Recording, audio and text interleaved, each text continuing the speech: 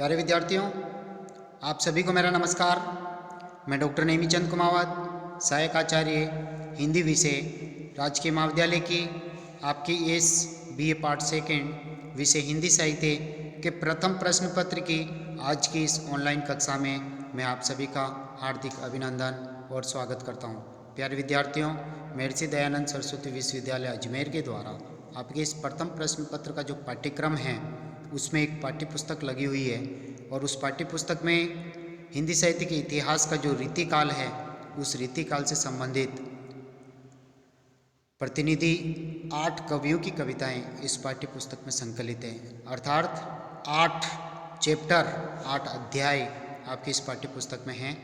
और पिछली जो ऑनलाइन कक्षाएं हुई थी जिसमें हमने 3 कवियों पर विस्तार से बातें कर ली हैं, विस्तार से उन 3 कवियों का अध्ययन कर लिया, उनकी कविताओं को हमने पढ़ लिया है और तीनों ही पिछले कवि केशवदास, बिहारी और गणानंद, इनके ऊपर 3 मॉडल आंसर भी मैंने आपको अच्छी तरह से पढ़ाए हैं कि किस तरह से मुख्य परीक्षा में आपको प्रश्नों के उत्तर देने हैं और इस तरह से इसी शब्द सीमा में आपको लिखना है।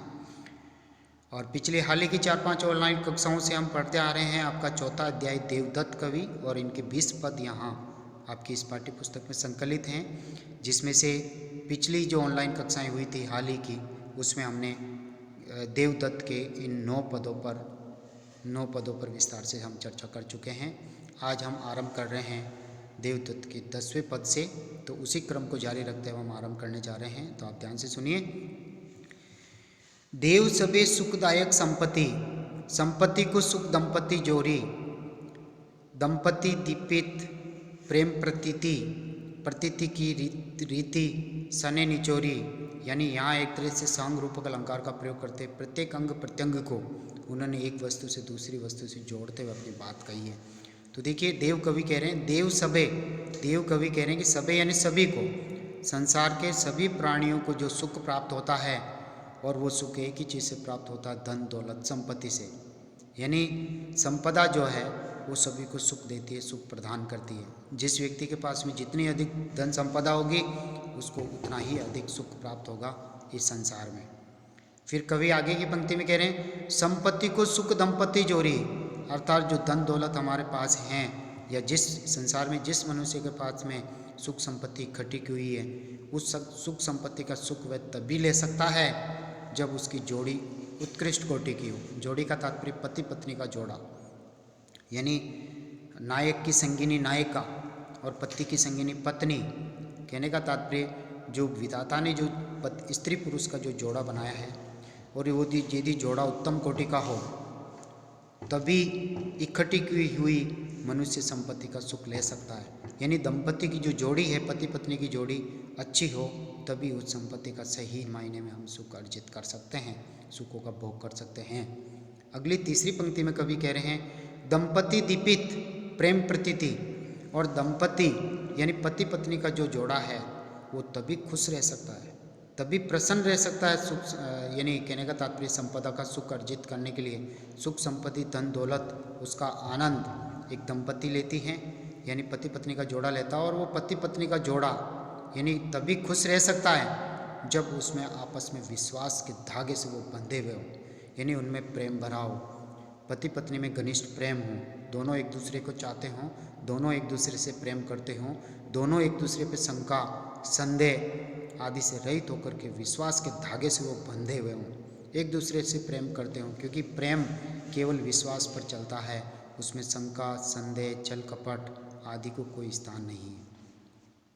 तो कहने का तात्पर्य एक दंपति की जोड़ी जो अच्छी है वो संपदा का सुख ले सकती हैं, लेकिन वो तभी जब उनमें प्रेम, आपस में दोनों में प्रेम हो, प्रेम भाव हो, हृदय में दोनों के प्रति सम्मान हो और दोनों एक दूसरे के प्रति विश्वास करते हों। अगली पंक्ति में प्रतीति की रीति सने निचोरी, प्रतीति यानी विश्वास, पति पत्नी का जो एक दूसरे के प्रति जो विश्वास है उसकी परंपरा यही है कि विश्वास तभी बना रहेगा जब वो दोनों एक दूसरे से घनिष्ठ सने करें, प्रेम स्थापित करें। प्रेम जितना अधिक रहेगा उतना ही अधिक विश्वास बना रहेगा। तो कहने का तात्पर्य प्रीति की रीति यानी प्रेम का जो निचोड़ है वो एक ही है कि दोनों एक दूसरे से घनिष्ठ रूप से प्रेम करें, तभी जो संपत्ति है उसका वो दोनों आनंद ले सकेंगे, उनका सुख ले सकेंगे। उनकी जोड़ी उत्तम कोटि की होनी चाहिए, प्रेम और विश्वास में उनकी जोड़ी बंधी हुई रहनी चाहिए, तभी उनका जीवन अच्छी तरह से संचालित हो सकेगा। प्रीतिता गुण रीति, प्रीति यानी प्रेम, और जो उच्चतम कोटि का महान और उदार जो प्रेम होगा, वो प्रेम वही कहला सकता है जिसमें नायक नायिका एक दूसरे के गुणों का सम्मान करें, एक दूसरे की इज्जत करें, एक दूसरे का आदर करें। तो प्रीति जहाँ गुण रीति, अर्थात जहाँ एक दूसरे के गुणों का आदान प्रदान हो, रीति विचारी अर्थात विचार करके दोनों के गुणों का विचार विनिमय हो, एक दूसरे के गुणों को दूसरा ग्रहण करता हो, एक दूसरे को सम्मान देने वाले, यानी पति पत्नी एक दूसरे को सम्मान दें, तभी उनमें घनिष्ठ प्रेम रहेगा। और घनिष्ठ प्रेम है तो स्नेह में वो बंधे रहेंगे, और स्नेह है तो विश्वास के धागे से बंधे हुए रहेंगे, और विश्वास है तो उनकी जोड़ी अत्यंत उच्च कोटि की होगी। जोड़ी अच्छी है तो उन्होंने जो संसार में जो धन इकट्ठा किया वो उनका सुख प्राप्त कर सके। तो ये धन संपदा सभी को सुख देने वाली होती है, लेकिन पति पत्नी का जोड़ा विश्वास, प्रेम, एक दूसरे से गुणों का आदर करते हुए अच्छी तरह से उच्चतम कोटि का संबंध उनमें होना चाहिए। आगे लिखा है, विचार की वाणी, जो एक दूसरे के गुणों के बारे में जब वो चिंतन मनन करते हैं तो उनकी जो वाणी होती है वो अत्यंत मधुर होनी चाहिए। उसमें गुस्सा, क्रोध, कटाक्ष इस तरह से बिल्कुल नहीं, यानी उनकी दोनों की वाणी एक दूसरे को मधुर लगने वाली होनी चाहिए, यानी अमृत रस में डूबी हुई, बोरियन डूबी हुई। वाणी सुधारस बोरी, अर्थात उनके द्वारा जो प्रेम का जो बर्ताव एक दूसरे के साथ किया जाता है, उनकी वाणी अमृत रस में डूबी हुई अत्यधिक मधुर और मीठी होनी चाहिए। और वाणी को सार बखान्यो श्रृंगार, और वाणी यानी अमृत से सिंची हुई जो वाणी है उसका सारांश है श्रृंगार, और श्रृंगार है संयोग सुख, यानी श्रृंगार रस के दो प्रकार, संयोग श्रृंगार और वियोग श्रृंगार। तो श्रृंगार स्त्री पुरुष के रति संबंधों, प्रेम संबंधों को लेकर के, यानी श्रृंगारिक विलास, श्रृंगारिक जो क्रीड़ाएं होती है स्त्री पुरुष के बीच में जो प्रेम होता है वो प्रेम उतना ही अधिक बढ़ेगा यदि उनके दोनों के बीच में वाणी मधुर हो, मीठी वाणी का उपयोग करें, अमृत रस से बिकती सिंची हुई वो वाणी का एक दूसरे के साथ प्रयोग करेंगे तो श्रृंगार रस का विलास, श्रृंगार का आनंद उनको उतना ही अधिक मिलेगा, संपत्ति का सुख तभी वो ले पाएंगे। श्रृंगार को सार किशोर किशोरी, और श्रृंगार यानी कहने का तात्पर्य संयोग श्रृंगार का आनंद वही ले सकते हैं जो नव यौवन से युक्त हों, नायक और नायिका, वही आनंद का सारांश है। यानी कहने का तात्पर्य कारणमाला अलंकार है, एक चीज़ को दूसरी चीज़ से इसमें जोड़ा गया, एक का कारण दूसरे के साथ प्रतिपादित करते हुए उसको पूर्ण करते हुए कवि ने एक कड़ी से दूसरी कड़ी जंजीर के संकल की तरह इसको जोड़ा है। तो श्रृंगार को सार अर्थात कहने का तात्पर्य श्रृंगार रस का, प्रेम रस का जो सारांश है, प्रेम का सारांश वो किशोर किशोरी है, यानी युवक और युवती हैं, वो दोनों ही नव यौवन में रहते हुए वो श्रृंगार रस का आनंद पूरी तरह से ले सकते हैं। अगले 11वें पद की हम 11वें पद की ओर आगे बढ़ते हैं। 11वें पद में कवि देवदत्त यहाँ सांसारिक जीवन पर कटाक्षपात कर रहे हैं, सांसारिक जीवन को केंद्रित करते हुए वो अपनी बात कह रहे हैं, और बात है भोग भुलाए, भोग यानी सांसारिक सुख भोगों को भुला करके, संजोग डुलाई के, संजोग यानी संयोग सुख यानी धन संपदा, पति पत्नी का सुख, पारिवारिक सुख, इन सभी संयोग सुखों का त्याग करके के जोग ले, जोग यानी वैराग्य धारण करके, यानी सांसारिक सुख भोगों को भुला करके और संयोग सुखों का परित्याग करके, गृहस्थी का त्याग करके, वैराग्य धारण करके संन्यास ग्रहण करते हुए ले सुनी लोग लड़ई, अर्थात आपस में कुछ लोग तो ये उपदेश देते हैं कि सांसारिक सुख भोगों का त्याग करने पर भी परमात्मा प्राप्त होंगे, तभी जीवन सफल होगा। कुछ लोग कहते हैं गृहस्थी का त्याग कर दो, इन सुखों का त्याग कर दो, संयोग सुखों को त्याग दो, तब जीवन सफल होगा। और ये लोग आपस में अपने अपनी विचारधारा के अनुसार कुछ सांसारिक सुखों को भोग करने की भोगों का त्याग करने की बात कह रहे हैं, और कुछ जो है गृहस्थी का त्याग करने की बात कह रहे हैं, योग धारण करने की बात कह रहे हैं। ये लोग आपस में इन्हीं में वैर भाव रखते हुए आपस में लड़ते हैं और इस जीवन से सिधार जाते हैं। यानी इस पूरे पद में कवि ये कह रहे हैं कि जो सुख हमें प्राप्त हो रहा है, जो संपदा हमें प्राप्त हो रही है, उसका हमें उचित सदुपयोग करना चाहिए, साथ में कुछ नहीं जाएगा। मनुष्य इस संसार में खाली हाथ आया है और खाली हाथ ही झटकाते हुए उसको जाना है। उसने जो धन संपदा यहाँ इकट्ठी कर रखी है और वो यदि सही उसका उपयोग नहीं कर पाएगा तो आने वाली पीढ़ियाँ उसको बर्बाद करेगी, या वो धन यहीं कहीं गड़ा रह जाएगा पृथ्वी में और किसी के काम ही नहीं आएगा, सरकार उसको अधिकृत कर लेगी।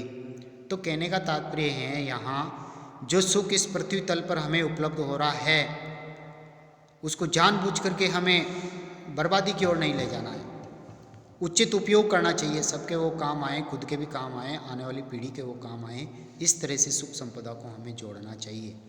ये नहीं कि जो सुख हमें अर्जित किया, जो धन संपदा एक तरह से अर्जित की, उसका केवल उपभोग ही करते रहना और ईश्वर को भूल जाना, ऐसा नहीं करना चाहिए। और जो गृहस्थी के साथ ही सुख भोग हम करते हैं तो गृहस्थी का त्याग हमें नहीं करना चाहिए। योग धारण करके हम सबको भुला दें तो सुख मिला कहाँ। तो जो पृथ्वी तल पर जो व्याप्त विधाता की जो देन सुख संपत्ति है उसका उचित सदुपयोग सभी को करते रहना चाहिए। कभी ये यहाँ कह रहे हैं आपस में बैर भाव रखते हुए हमें लड़ना नहीं चाहिए। इसी तरह से अगली पंक्ति में कह रहे हैं भूपति यानी जो राजा लोग होते हैं, यो धन भार भंडार गए, अर्थात जनता का शोषण करके प्रजा के ऊपर मनमाने टैक्स लगा करके उन्होंने अपने खजाने को पूरी तरह से धन दौलत से भर दिया। धन भार यानी धन दौलत से भंडार गए यानी भंडार को भर के संग्रह को इकट्ठा कर लिया, लेकिन जनता के लिए सदुपयोग किया ही नहीं, उसका खुद के लिए भी सदुपयोग नहीं किया, सही उपयोग नहीं किया, और वो भंडार यहीं का यहीं रह गया। वो धन गड़ा हुआ यहीं छोड़ करके, तो गड़ी दाम दामयन धन सुधाम घरई, अर्थात सुधाम स्वर्ग लोक में चले गए, बैंकुट धाम में चले गए, तो वो धन किस काम का।